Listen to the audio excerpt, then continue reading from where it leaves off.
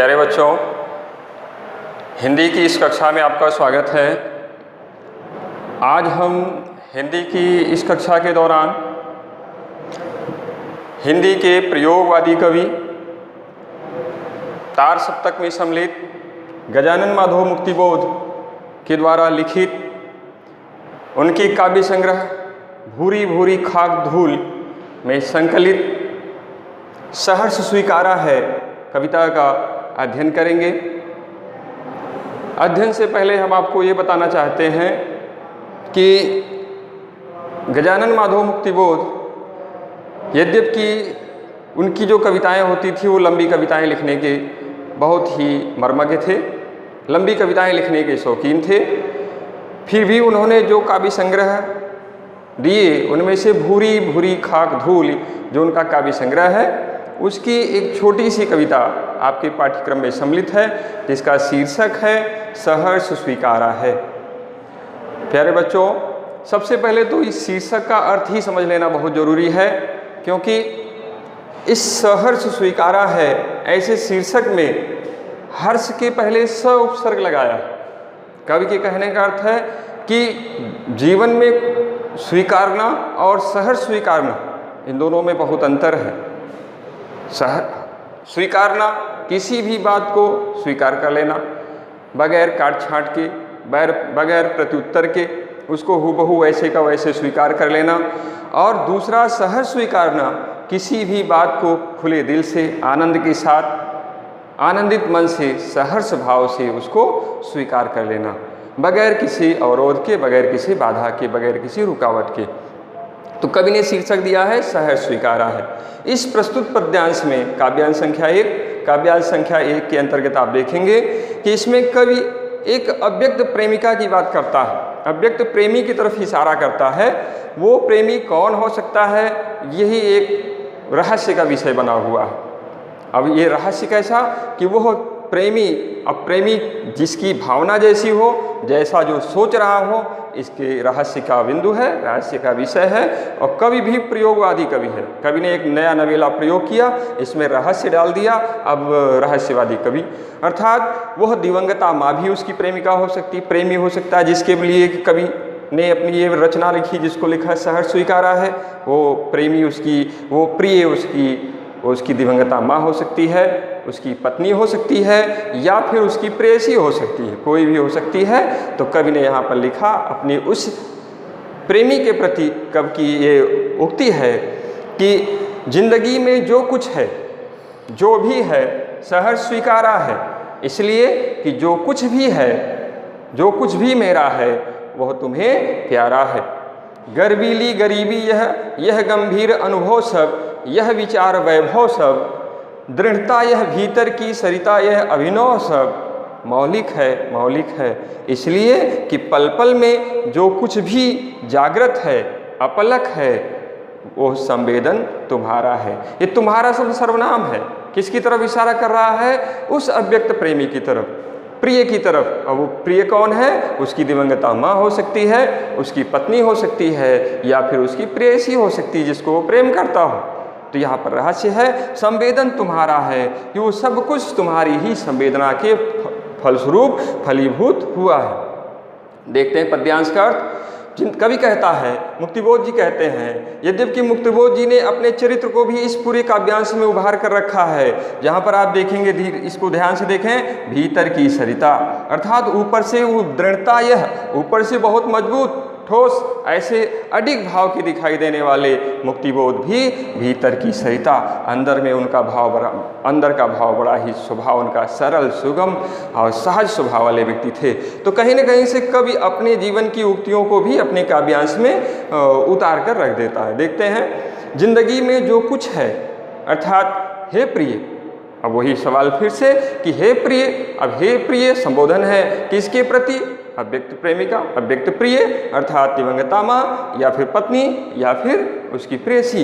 हे प्रिय, जिंदगी में जो कुछ भी हमने अर्जित किया अर्थात जिंदगी का जो भी हमने, जो जिंदगी के जो समय हमने अभी तक गुजारे, इसमें जो कुछ भी हमको मिला, जो कुछ भी हमको प्राप्त हुआ, जो भी है, अर्थात चाहे वो ऊंचा नीचा, उचित अनुचित, सुख दुख, उतार चढ़ाव, जीवन में जो कुछ भी है, अर्थात जो प्राप्त चीज़ें हैं और जो अभी प्राप्त नहीं हो पाई अप्राप्त चीज़ें हैं, जो कुछ भी हैं, इन सभी वस्तुओं को, सभी चीज़ों को हमने सहर्ष स्वीकारा है। हर्ष के साथ, आनंद के साथ, दोनों हाथ फैलाकर हमने उन्हें स्वीकारा है, अर्थात कि हमने उनको सहर्ष भाव से स्वीकारा, बगैर किसी टीका टिप्पणी के, बगैर किसी अवरोध के, बगैर किसी रुकावट के हमने उनको जीवन में स्वीकारा है। और क्यों स्वीकारा है? क्योंकि अगली पंक्तियों में वो कारण भी है, क्योंकि इसलिए हमने जीवन की इन सभी, चाहे वो सुख के क्षण हो, दुख के क्षण हो, उन्नति हो, अवनति हो, उत्थान हो, पतन हो, जिन भी अमीरी हो, गरीबी हो, किसी भी परिस्थिति को हमने सहर्ष भाव से इसलिए स्वीकारा है क्योंकि हे प्रिय, जो कुछ भी मेरा है, अर्थात कवि कहता है कि जो कुछ भी मैंने जीवन में अपनी मेहनत के बल पर, अपने आत्मबल से जो कुछ भी मैंने प्राप्त किया है, वो जो कुछ भी मुझे प्राप्त हुआ है वह तुम्हें प्यारा है। कवि यहाँ पर पूरी जोश व खरोश के पूरे दावे के साथ कहता है कि वह तुम्हें प्यारा है, इसलिए हमने उसे सहर्ष स्वीकारा है। आप इसको इस तरह से पढ़ सकते हैं कि हे प्रेमी, जो कुछ भी मेरा है वह तुम्हें प्यारा है, इसलिए जिंदगी में जो कुछ है, जो भी है, सहर्ष स्वीकारा है। अर्थात जो कुछ भी हमने अभी तक अपने जीवन में अर्जित की है, उपलब्धियां हैं, जो कुछ भी हमने प्रशस्तियां प्राप्त की हैं, उन सब को, जो कुछ भी मेरा अभी तक उत्थान हुआ है, ऐसा जो कुछ भी मेरा है वो तुम्हें प्यारा है, इसलिए ऐसी प्यारी वस्तु को हमने जीवन में सहर्ष स्वीकार कर लिया। यहाँ पर कवि अपने प्रेमी के प्रति कितना प्रेम भाव उसके अंदर दिखाई देता है, इसको इन 4 पंक्तियों के द्वारा कवि ने यहाँ पर प्रस्तुत किया है कि वह अपने अव्यक्त, अनाम, बेनाम, अज्ञेय, अज्ञात प्रेमी से कितना प्रेम, कितना लगाव, कितनी चाहत, कितना जुड़ाव रखता है, ये इन 4 पंक्तियों के द्वारा यहाँ पर उद्धृत किया गया है। आगे की पंक्तियों में देखते हैं कि कवि क्या कहता है कि गर्वीली गरीबी यह गंभीर अनुभव सब, यह विचार वैभव सब, दृढ़ता यह भीतर की सरिता यह, अभिनव सब मौलिक है, मौलिक है। कवि कहता है कि ये सब कुछ मौलिक है, सब कुछ जायज है, ये सब कुछ सामान्य नहीं है, ये सब कुछ विशिष्ट है। कवि कहता है कि जीवन में गरीबी हमने देखी, गरीबी में जीवन व्यतीत किया, हमने बहुत से अनुभव प्राप्त किए। गरीबी है तो हमें गरीबी के दौरान हमने जीवन में जो कुछ भी अनुभव प्राप्त किए, हमारे अंदर जो कुछ भी विचार उत्पन्न हुए, जो कुछ हमने जीवन में जो दृढ़ता, मजबूती, ठहराव जब हमने प्राप्त किया, भीतर की सरिता, और हमने जो भीतर की सरिता मतलब अंदर से स्वभाव का सरलपन, जो कुछ हमने प्राप्त किया, कवि की नज़र में वो सब अभिनव है। अभिनव मतलब नया, नवेला, नूतन, नव है, अर्थात बिल्कुल नया है। जीवन में उस नई वस्तु, उससे कुछ सीखने को उसको मिल रही है। तो ऐसे में कवि कहता है वो सब अभिनव है, वो सारी वस्तुएं मौलिक है, मौलिक हैं, अर्थात वो अभिनव सारी वस्तुएं। और कौन कौन सी वस्तुएं? वो गरीबी, अर्थात गरीबी का आलम भी हमने देखा, उस गरीबी से प्राप्त हमने अनुभव प्राप्त किए, हमने विचारों में भी हमारे अंदर विचार उत्पन्न हुए, किसी भी वस्तु पर विचार करने की क्षमता हमारे अंदर उत्पन्न हुई, और हमने अपने आप को बाहर से मजबूत और अंदर से अपने को कोमल भी बनाया। ये सारे भाव कवि के लिए अभिनव हैं, अर्थात नए हैं, नूतन हैं, नव हैं, नव्य हैं, और ये सब मौलिक हैं। कवि की नज़र में ये मौलिक हैं, सामान्य हैं, लेकिन सामान्य होने के साथ कवि के लिए सभी गुण विशिष्ट हैं, खास हैं। कवि कहता है कि गर्वीली गरीबी, जीवन में न जाने कितनी गरीबी का वो दंश हमने देखा कि जो गरीबी स्वाभिमानी, हठीली, गर्वीली, गर्व से भरी हुई, अर्थात हठीली गरीबी जो जाने का नाम ही नहीं ले रही थी, ऐसे गर्वीली गरीबी को हमने देखा। उस गर्वीली, गर्व से भरी हुई ऐसी गरीबी के दौरान हमें गंभीर अनुभव प्राप्त हुई। गंभीर अनुभव अर्थात ऐसा अनुभव जो सब व्यक्तियों को, जो सुख में विचरण करने वाला व्यक्ति है उसको गंभीर अनुभव नहीं प्राप्त हो सकते। हमने गरीबी के दौरान गंभीर अनुभव प्राप्त किए। गंभीर अनुभव के साथ साथ हमने विचार की वैभव, वैभव मतलब संपन्नता, अर्थात हमने विचारों में संपन्नता, हमारा विचार और भी मजबूत हुआ। हम किसी भी विषय पर अपने विचार और भी अच्छे ढंग से प्रस्तुत करने की सामर्थ्य रखने वाले हो गए। तो इस प्रकार से हमने गर्वीली गरीबी के दौरान, स्वाभिमानी हठीली गरीबी के दौरान हमारे जीवन में जो गंभीर अनुभव हमने प्राप्त किए, हमारे विचार जो संपन्न हुए, अर्थात विचारों का जो पुंज हमारे पास इकट्ठा हुआ, ऐसे विचारों की संपन्नता और दृढ़ता, हम बाहर से मजबूत हुए लेकिन भीतर की सरिता कहीं न कहीं से हमारे स्वभाव में, ऊपर से तो अक्खड़पन, उग्रपन, स्वभाव में तीखापन, व्यंग्यपन लिए हुए, लेकिन अंदर से हम भीतर की सरिता, अंदर से हमारा व्यवहार उतना ही सरल होता चला गया। ये सभी कवि कहता है कि ये सब हमारे जीवन के एक सामान्य गुण नहीं, हमारे अंदर एक विशिष्ट गुण का संचार हुआ। और ये किसके कारण हुआ? वो तुम्हें प्यारा है, क्योंकि ये सारे गुण, हे प्रिय, हे अव्यक्त, अनाम, बेनाम, अज्ञात, अज्ञेय, प्रिय, वो आपको सब कुछ प्यारा है, इसलिए हमने इसको जीवन में सहर्ष स्वीकारा है। इसलिए कभी कहता है कि हमारे अंदर ये सारे गुण, जो इतने विशेषण के गुण लगे हुए हैं, अभी आपको समझाएंगे काव्यगत विशेषता के अंतर्गत कि ये कैसे उसको, ये सारे विशेषण इसलिए प्यारे हैं कि पल पल, हर एक क्षण क्षण, घड़ी घड़ी, हर एक समय परिवर्तनशील है, परिवर्तन समाज है। ऐसे परिवर्तनशील समय में जो कुछ भी जागृत है, अर्थात परिवर्तनशील समाज में अगर हम परिवर्तित समाज में अपने को स्वयं न परिवर्तित कर सके तो वो व्यक्ति जागता हुआ व्यक्ति नहीं है, सजग नहीं है, जागृत नहीं है।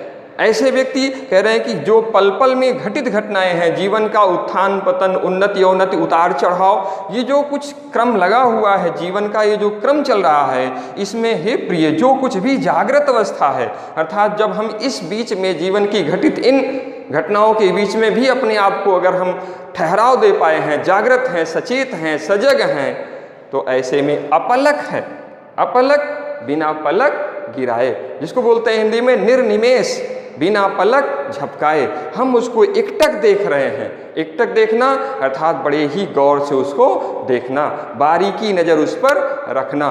तो हम बड़ी गहराई से ऐसे भाव को देख रहे हैं, क्योंकि जगत सदैव परिवर्तनशील है, जीवन परिवर्तनशील है, इसमें सजग रहना बहुत जरूरी है। हम ऐसी इन स्थितियों को, इन परिस्थितियों को हम अपलक भाव से देख रहे हैं, और इसलिए देख रहे हैं क्योंकि इसके पीछे आपका कहीं ना कहीं से आपका कौन, अर्थात वही हे प्रिय अज्ञात, अनाम, अज्ञेय, अज्ञात, बेनाम, ऐसे ही प्रिय, क्योंकि इन सब के पीछे आपकी कहीं न कहीं मेरे प्रति आपकी संवेदना जुड़ी हुई है। आप मेरे प्रति कहीं न कहीं से संवेदनशील हैं, आपका झुकाव मेरी तरफ है। इसको मैं सहर्ष, इसलिए मैं दावे के साथ कह सकता हूँ कि इन सब जीवन की जो विषम परिस्थितियाँ हैं, जो पल पल घटित घटनाएँ हैं, उनमें मैंने अपने आप को अगर जागृत रखा, अपलक रखा, हमेशा सदैव उन बुरी परिस्थितियों को हमने गहराई से देखा, टटोला कि किन स्थितियों,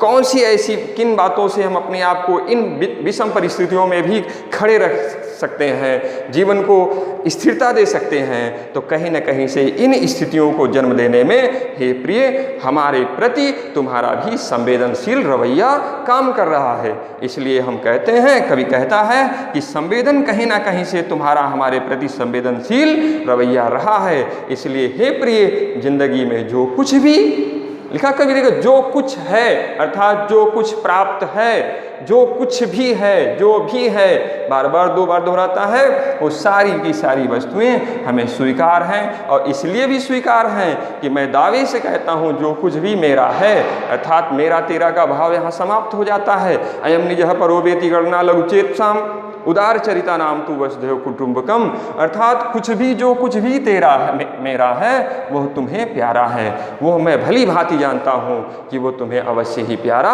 होगा। यहाँ पर पूर्ण प्रेम की तादात्म्यता को दर्शाया गया है कि प्रेम किस प्रकार से करना चाहिए।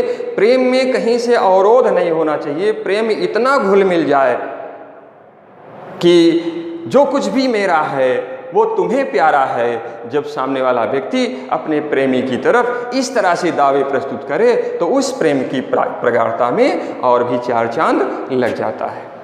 अब हम देखेंगे कि इसमें जो काव्यगत सौंदर्य के कुछ तत्व दिखे, बगैर काव्य की सुंदरता बढ़ाने वाले तत्वों को काव्य सौंदर्य कहते हैं। काव्य सौंदर्य के अंतर्गत रस, छंद, अलंकार, उसकी काव्य शैली, इन सब पर हम विचार करते हैं तो देखते हैं कि भाषा इसकी बिल्कुल सहज है, सरल है, शुद्ध खड़ी बोली का प्रयोग किया गया है। गजानन माधव मुक्तिबोध प्रयोगवादी कवि है। पहली विशेषता के अंतर्गत भाषा इसकी सरल, सहज, सुगम, भावबोध, भावगम्य और खड़ी बोली के शब्द का प्रयोग किया गया। दूसरी आप देखेंगे, दूसरी विशेषता के अंतर्गत आपको दिखाई दे रहा होगा कि गर्वीली, गरीबी, यह गंभीर अनुभव शब्द, अर्थात गरीबी शब्द और गर्वीली शब्द। गरीबी यहाँ पर विशेषण है, गर्वीली उसका प्रविशेषण है, अर्थात गरीबी, गर्वीली यहाँ पर विशेषणों का प्रयोग किया गया। दूसरा आप देखेंगे कि मौलिक है, पल पल, इनमें आपको देखेंगे कि इनमें आप पुनरुक्ति प्रकाश अलंकार का प्रयोग किया गया। पूरा का पूरा ये काव्यांश आत्मकथात्मक शैली में लिखा गया, अर्थात इसको पढ़ेंगे तो ऐसे लगेगा कवि का जहाँ पर संबोधन हो रहा है वहाँ पर गजानन माधव मुक्तिबोध जी स्वयं के लिए बात करते हैं। आत्मकथात्मक, स्वयं के जीवन वृत्तांत को ही कथा के रूप में प्रस्तुत करने का प्रयास किया गया। तो यहाँ पर आत्मकथात्मक शैली का प्रयोग किया गया। सहर्ष स्वीकारा, सहर्ष जैसा शब्द, स्वीकारा जैसा शब्द, तत्सम शब्दों का प्रयोग किया गया। तुम्हें इत्यादि, जैसे तुम्हें है, तुम्हारा है, ऐसे शब्दों में, यह है, वह है, ऐसे शब्दों में सर्वनाम का प्रयोग किया गया।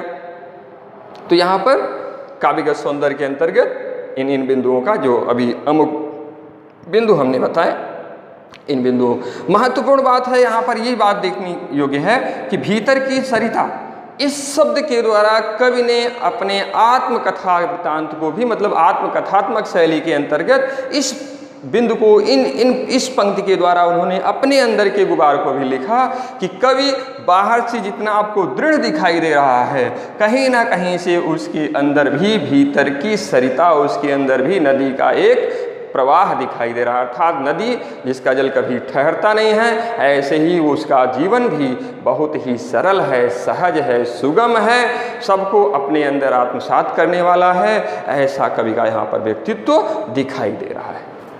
तो बच्चों धन्यवाद। इसके आगे की कक्षा अगले कक्षा के दौरान और काव्यांश संख्या 2 अगली कक्षा के दौरान।